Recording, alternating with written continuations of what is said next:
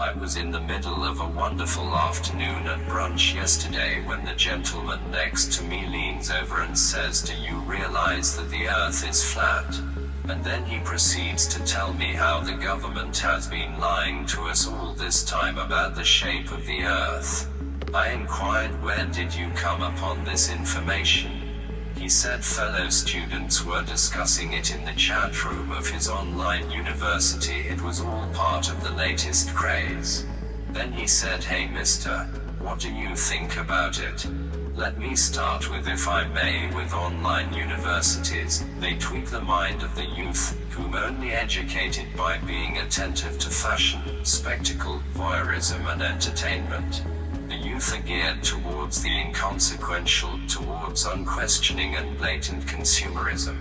The result is intellectual complacency, accept without question, believe without weighing the choices and join the pack, because in society and culture where convenience is paramount, it is said that real individualism is too hard and thinking takes too much time, and it gets in the way of the immediacy of my online experience.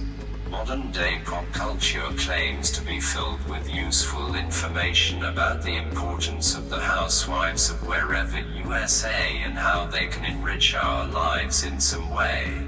If not, you will be unable to explain the insipid and endless claptrap crap-filling meaningless stories that tout divorce, cheating, deceit and getting thin then fat again.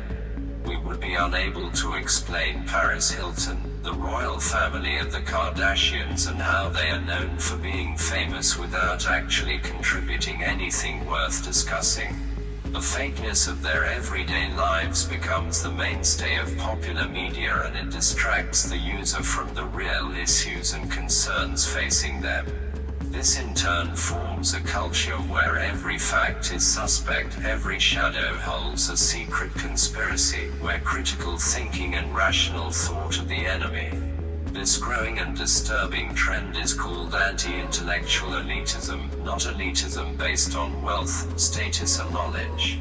No, kind citizens, it is the result of the dismissal of science, the arts and humanities. They have been replaced by self-righteousness, ignorance, entertainment and deliberate gullibility.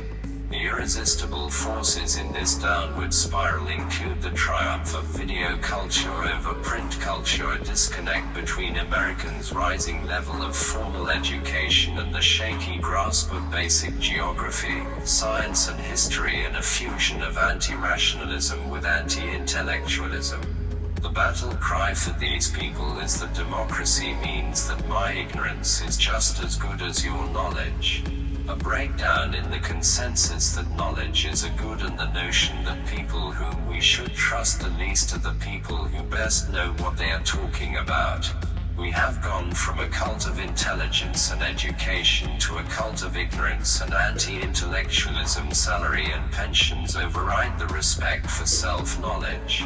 America needs a well-educated public with a basic common knowledge in areas of scientific fact, math, history, literature, etc. These are essential in the foundation of a successful democracy. So when it comes to things like creationism, Bigfoot, ancient aliens, the flat earth, etc., I believe that in a free democratic nation you have the right to believe what you want and say what you wish, and as a nation we keep moving forward on the lessons previous generations have taught us.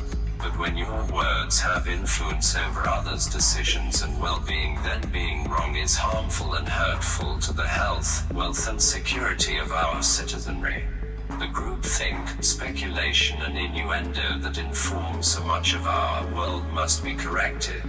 Because you think it does not make it science, and science does not care what you think.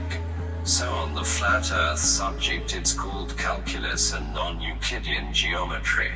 You are too small in relation to the size of the earth to see it, and a small section of a large curved body will always seem flat. When your jaw drops from that statement, that's gravity.